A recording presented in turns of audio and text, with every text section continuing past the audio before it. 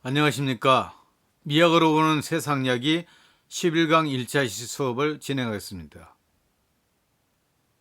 우리가 아리스토텔레스의 시학에 대해서 10강에서는 계속해서 이야기를 했죠.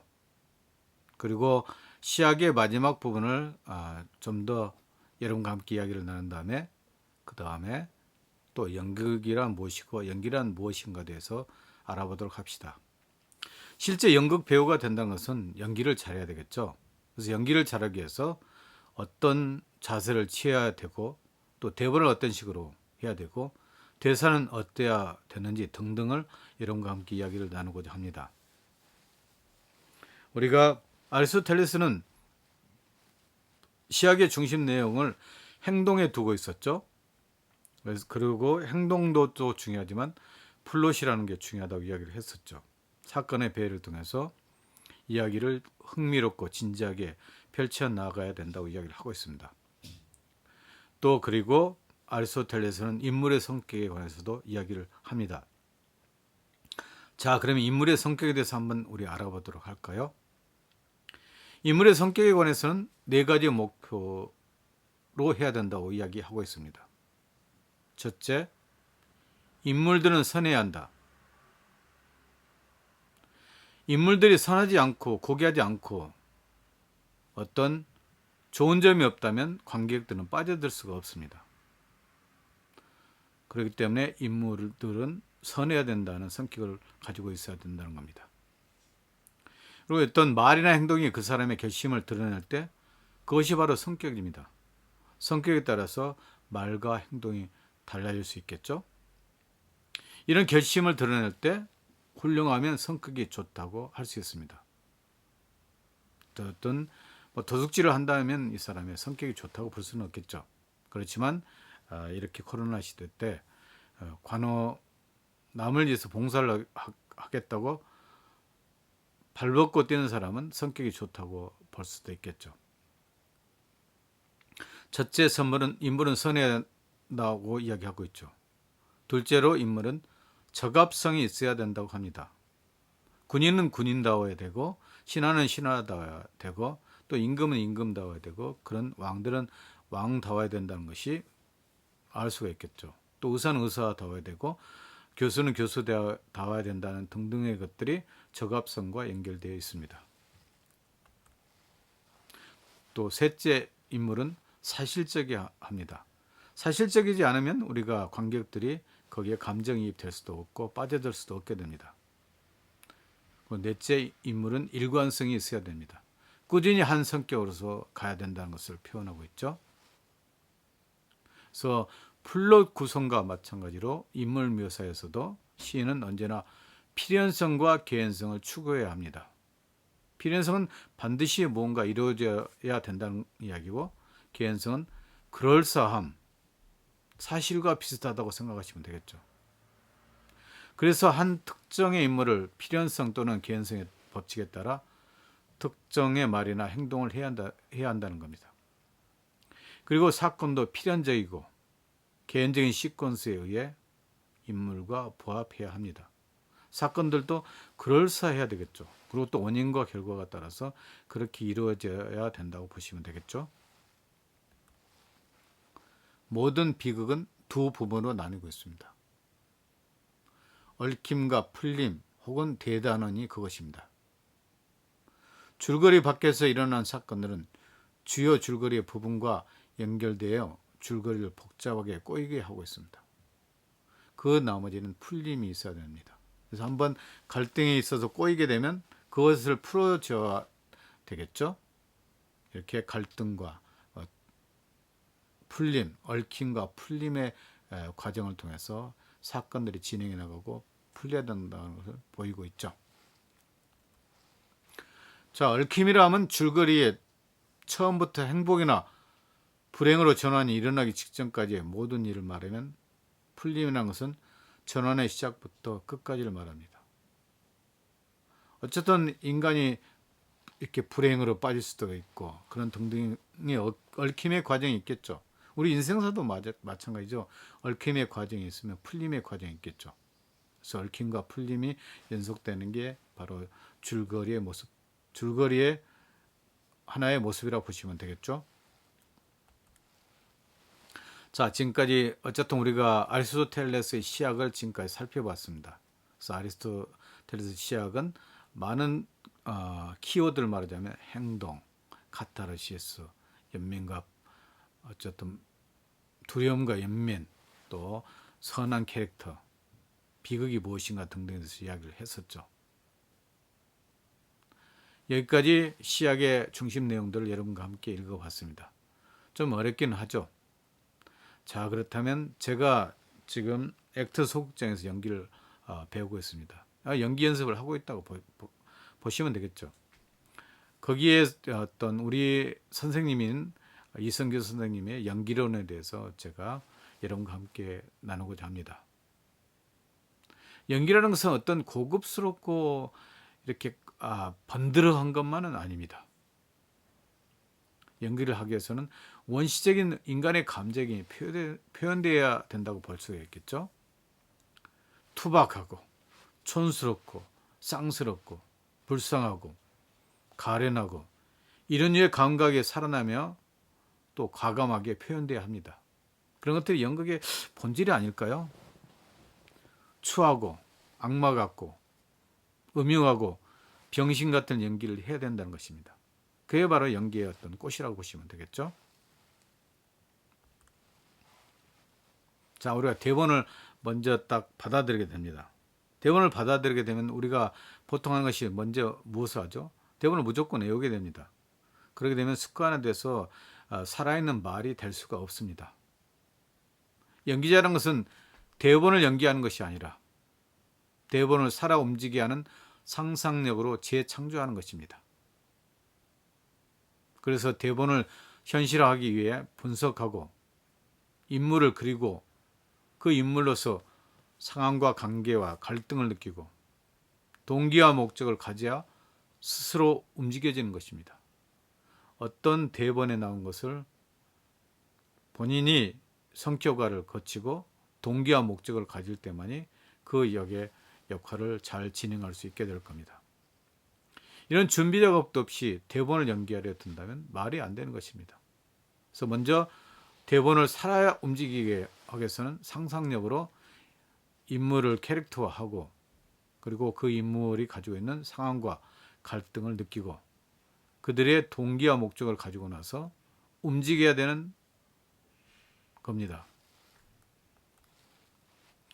앞 대사와 행동이 뒷 대사와 행동이 절대 같을 수는 없습니다. 그때 한마디를 했으면 또 다르게 올려야 되겠죠. 처음에 미로 했다면 솔로 올려서 쌍놈의 자식들이 호상호상 했었는데 성이 안 나? 이런 식으로 올렸다 내렸다. 비슷하더라도 달라야 됩니다. 같은 감정이라도 톤의 변화, 속도, 음향의 변화들이 수반돼야 합니다. 셌다가 약해졌다, 고저 강단, 강해졌다, 짧아졌다, 그런 등등의 것들이 수반돼야만이 감정이 제대로 표현될 수 있게 됩니다. 연극이라는 것은 한순간도 쉼없이 에너지가 왔다 갔다 해야 되겠죠. 에너지가 빠지게 되고 이게 복부로 힘을 빼게 된다면 연극으로서 그것은 힘을 발휘하지 못하게 됩니다. 그래서 한순간도 쉼없이 에너지가 끊임없이 집중되고 변화되어 가는 겁니다. 그래서 에너지가 가득 차 있을 때 진정한 연극인이 되고 바로 연기를 잘 할 수 있게 될 겁니다. 자, 대사를 살펴보면 과연 주인공이 주도적인 건지 수동적인 건지, 주인공이 갈등을 불러일으키는 건지, 또 갈등의 대상이 되고 있는 것인지, 공격적인 건지 수비적인 건지 등이 교차하고 있는 것 등을 알 수가 있습니다. 어쨌든 원심력이 작용하고 구심력들이 작용한다는 것을 보시면 되겠죠. 이런 에너지들이 공간에 펼쳐질 때 공간에 리듬이 생기게 되는 겁니다. 그래야 관객들이 감정이입되고 또 빠져들게 될 수 있는 것입니다. 그래서 우리는 에너지를 어떻게 쓰느냐에 따라서 관객들을 끌어당겼다가 또 밀쳤다 등등의 것을 할 수 있게 됩니다. 그래서 이런 에너지 교환을 통해서 공간에 리듬이 생기게 되는 겁니다. 연극은 구체적이고 적극적으로 표현되어야 관객에게 들리고 보입니다. 관객들은 마음으로 보고 마음으로 들어야 됩니다. 당당하지도 뻔뻔해 보이지도 않는 희미하고 막연한 표현에 머물러 있으면 관객들은 그것에 빠져들 수 없게 될 겁니다. 자, 우리 연극인이나 연기하는 사람은 관객을 대상으로 삼고 연극을 합니다. 관객이 어떻게 느낄 건지, 시선을 어떻게 끌어들일 건지 계산을 할 줄 아는 것이 연기자의 가장 큰 몫이라고 보시면 되겠죠. 그래서 어떻게 연기자가 관객을 끌어당겼다가 밀쳤다 등등의 과정을 통해서 이렇게 관객들에 몰입할 수 있게끔 도와주는 것이 연기자의 크나큰 역할이라고 보시면 되겠죠. 자, 우리가 여러분들은 지금 연극 연습 안 해봤기 때문에 그러겠지만 말을 해야 되는데 대사를 하고 있습니다. 아마 여러분들이 같이 연극을 했다면 그런 것들은 좀 이해가 갈 겁니다. 마치 대본에 있는 대사를 다 외워서 하기 때문에 자연스럽게 말을 하는 게 아니라 마치 대사를 하는 것처럼 느낄 때가 많이 있습니다. 또한 글쓰기를 하고는 말이라고 대사라고 생각하고 있습니다. 우리가 사실 말이란 것은 자연스럽게 이렇게 서로 어쨌든 자극이 있으면 반응이 있고 그런 등등의 과정을 거쳐야 되겠죠. 그런데 우리가 그런 과정을 거치지 않고 마치 대사를 읊은 것처럼 하고 있죠. 이럴 때는 목적도 감정도 잘 느껴지지 않는 완강한 대사의 틀이 생길 겁니다. 연기자가 된다는 것은 이 완강한 대사의 틀을 부셔야 할 겁니다. 그럴 때 목적도 감정도 제대로 느끼게 될 겁니다. 자, 우리가 지금 6월 초나 5월 말 정도 공연을 앞두고 있습니다. 여러분들 꼭 와서 좀 봐주시기 바랍니다. 저도 겨울 연가에서 노인 역할을 하고 있습니다. 부족한 점이 많이 있지만 저희들은 이제 연사랑패라는 시민극단의 한 일원으로서 저희들이 시작한 지 한 1년 좀 넘었죠. 여러분들 와서 지난 작년에는 토막이라는 공연을 했었고 우리 제 수업을 들었던 학생들이 와서 많이 봐주고 참 기뻤습니다. 이번에는 짧은 연극을 하고 있습니다. 이 짧은 연극을 하게 된다면 시처럼 함축적이고 상징적이 되어야 된다는 겁니다. 그 속에 삶이 들어있으려면 깊이가 있어야 된다는 거죠. 그래서 이런 짧은 연극이지만 상황의 변화와 심리적 변화가 두드러지게 보여야 합니다. 그러기 위해서는 고저, 높고 낮고 미, 솔, 홍가네가 디스크인지 무식인지 그거 수술 잘못해갖고 죽은 거 아니요. 이런 식으로 뭐 고저 강단, 장단이 더 뚜렷해야 합니다. 그리고 이야기의 구조가 다 그렇듯이 시작과 중간과 결말이 확연하게 보여야 됩니다. 시종일관 비슷한 연기를 보이는 것은 호흡의 변화, 에너지 배분이 안 되기 때문입니다. 또 상대방이 자극을 주면 그것을 가지고 반응을 잘 하지 못하는 액션과 리액션 연기를 잘 하지 못하는 까닭이기 때문에 이렇게 비슷한 연기로 보여지게 될 겁니다. 자, 우리 연극이 시작이 되는 상대방을 생각하면서 과연 나와 그 상대방 사이에 어떤 일이 있었고 감정적으로 어떤 앙금이 있었고 또 연극이 시작되면 상대에게 무엇을 하려는지 그 목적이 분명해야 됩니다. 그 목적이 분명하지 않는다면 연기를 시작할 수 없게 됩니다. 배우는 연습이든 공연이든 일단 집중해서 그곳에 집중해야 됩니다. 집중이 하나의 중요한 것 중에 하나죠. 에너지 집중, 사고의 집중, 모든 행동의 집중들이 이루어져야 진정한 어떤 배우로서 커갈 수 있게 될 겁니다. 사실 그것이 잘 준비되면 연기는 즉흥적으로 자연스럽게 잘 풀려갑니다. 심리적 변화와 상황의 변화의 윤곽은 어느 정도 기억되어 있기 때문입니다. 그런데 그것은 쉬운 일이 아닙니다. 일상에서 연극으로 들어오려면 고도의 집중이 필요하기 때문입니다. 명상을 하든지 작품 속 어느 분위기를 붙잡고 늘어지든지 자신만의 방법으로 해결해야 됩니다. 그래서 극 속으로 빠져들어야 되는 것이 연기자의 역할이라고 보시면 되겠죠.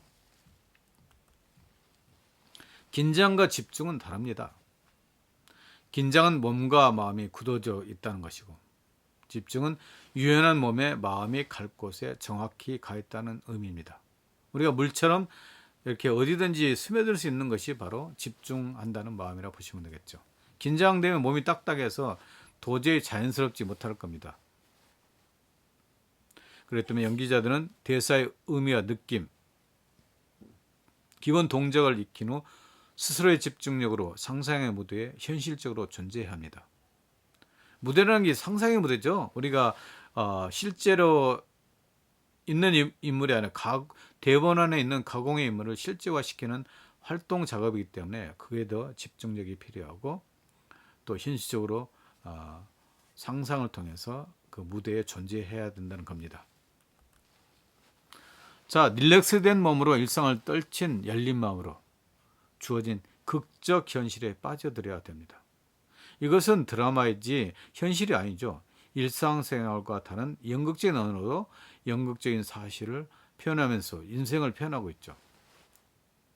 그렇기 때문에 연기자들은 주변을 의식하지 않고 흘러가는 자기 등장인물의 마음에 한순간도 놓치지 않고 상대가 나에게 주는 자극, 갈등에 순발력 있게 반응해야 합니다. 자극이 주어지면 그것에 반응을 해서 뭔가 행동을 보여줘야 될 겁니다. 근데 쟤들은 반응하지 않고 내가 외웠던 대사만 계속해서 되풀이하는 그런 결과를 보여준다고 보시면 되겠죠. 또 스스로 능청맞게 연기를 즐기며 연기자인 자신의 진실감으로 존재하기 시작할 때 진정한 연기자로 탄생될 수 있게 되는 겁니다. 우리가 대사를 칩니다. 밥 먹었니? 턱 놓고 밥 먹었니? 해서 그 감정을 유지하는 게 아니라 밥 먹었니? 호흡을 딱 빼버리는 경우가 많습니다. 저 역시 그렇습니다. 이게 대사를 치고 나면 연기가 마치 끝난 것처럼 보여지는데 그 에너지를 계속 간직하고 있어야 되겠죠. 씩씩거리면서 밥 먹었니? 그러면 다음 상대가 무슨 역할을 할 때까지 그런 어쨌든 분위기를 같이 계속해서 유지해야 된다는 겁니다. 대사를 치는 것이 연기의 거의 전부라고 생각하는 습관부터 에너지를 놓아버리기 때문입니다. 자, 내가 대사 쳤어. 이제 애웠던 거 했어. 그래서 에너지가 놓아버리게 되면 그것이 바로 마치 대사를 치고 나면서 연기를 끝난 것처럼 보이는 사람들의 모습입니다. 그렇기 때문에 자주 대사의 끝의 마음을 좀 더 가지고 있어야 됩니다. 밥 먹었니? 그래서 그 마음을 약간 더 유지할 때 연기가 지속적으로 반응할 수 있다는 겁니다. 그래서 연기는 끊임없이 이런 어쨌든 에너지를 놓아버리지 않고 에너지를 우리가 가지고 대사의 끝의 마음을 계속해서 유지해 가면서 하나씩 빌드업 쌓아가는 것이라고 보시면 되겠죠. 그래야 상대가 대사할 때 내 마음이 반응이 변화될 수 있어 연기에서도 변화절도가 생겨 관객에게 흥미를 줄 수 있습니다. 그렇기 때문에 연기자는 단 한순간도 에너지와 집중을 놓쳐서는 안 된다는 말입니다. 그래서 끝없이 이렇게 에너지를 집중을 해야 되겠죠. 그래서 연극하는 일이 쉬운 일은 아닙니다. 여러분도 마찬가지로 한번 연습해 보면 연기라는 것이 얼마나 어려운지 알 수 있게 될 겁니다. 그렇기 때문에 여러분들 스스로 연기라는 것이 이렇게 어떤 톤을 계속 유지하면서 분위기를 가져가야 된다는 겁니다. 그래서 연기하고 대사 안 하고 대사 안 하고 툭 그러면 안 된다는 겁니다. 자, 대본을 꼼꼼히 살펴보면서 내가 어떤 행동을 해야 되는지, 어떤 말의 동기가 있는 건지, 또 절실한지, 또 정당성을 가슴에 담아보기도 하고, 뭔가 막혀있는 부분이 무엇일까? 또 틈이 있는 부분이 무엇일까? 이해되지 않는 부분이 무엇인가 살펴봐야 할 겁니다. 그리고 내 행동보다는 상대의 행동에 대해서 더 이해해 보도록 해야 합니다. 그래서 상대가 어떻게 나에게 나오는가 하면서 반응을 일으키는 것이 상당히 중요하다고 보시면 되겠죠. 자, 연기 단위에 대한 것을 좀 더 인식해야 됩니다. 연기는 어떤 연기를 관통하는 행동들, 그래서 연기를 꾸준히 연극 내내 하나의 관통 행동이 있을 것입니다. 겨울 연가 제가 지금 하고 있는데 그 겨울 연가에서는 노인이 노파와 한 번쯤 이렇게 다시 이혼했었지만 재결합하고 싶은 마음이 있습니다. 그 목표가 계속해서 하지만 끝에 가서는 결국 그것들이 깨져버릴 수밖에 없겠지만 그 전까지는 계속해서 일관된 관통 행동, 그 역을 통과하는 관통 행동 목표가 있어야 될 것입니다. 가장 하나의 주된 목표가 무엇인가? 그것들을 알아야 되겠죠. 또 상황에 따른 국면이 있고 작은 연기 단위가 있을 것입니다. 이런 조그만 작은 단위 연기 단위가 모여서 국면이 되고 그 모든 국면은 그 역의 목표에 가닿아야 합니다. 단위는 같은 생각, 같은 느낌으로 된 연기가 최소 인자입니다.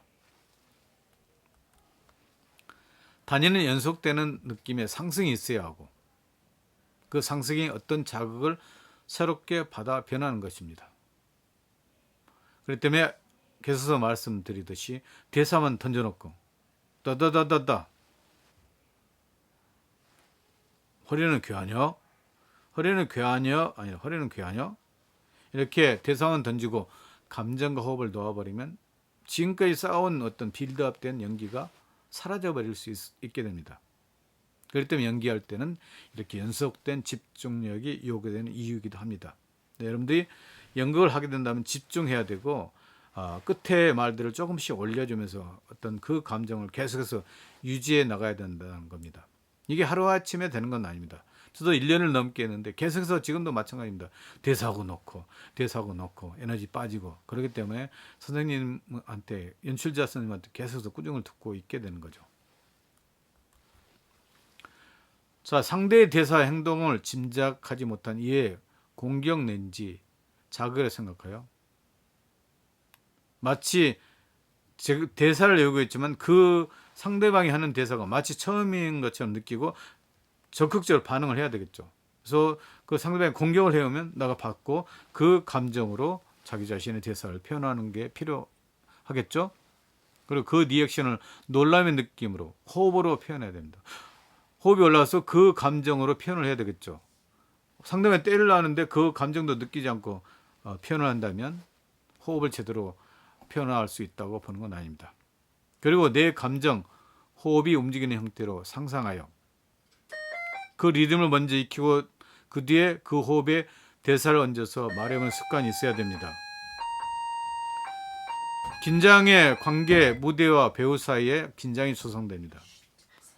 배우와 배우 사이에도 당연히 긴장이 조성될 겁니다. 무대와 객수 사이, 즉 배우와 관객 사이에도 특별한 긴장이 존재합니다. 배우는 무대에서 강렬한 열정과 흥미 그리고 변화를 통하여 객성을 뒤흔들고 무대로 관객이 몰입되도록 해야 할 의미를 지닙니다. 그래서 배우는 강하고 즉시 효과가 있는 연극 기호를 사용할 줄 아는 능력이 있어야 됩니다. 연극 기호를 사용할 줄 알아야 됩니다.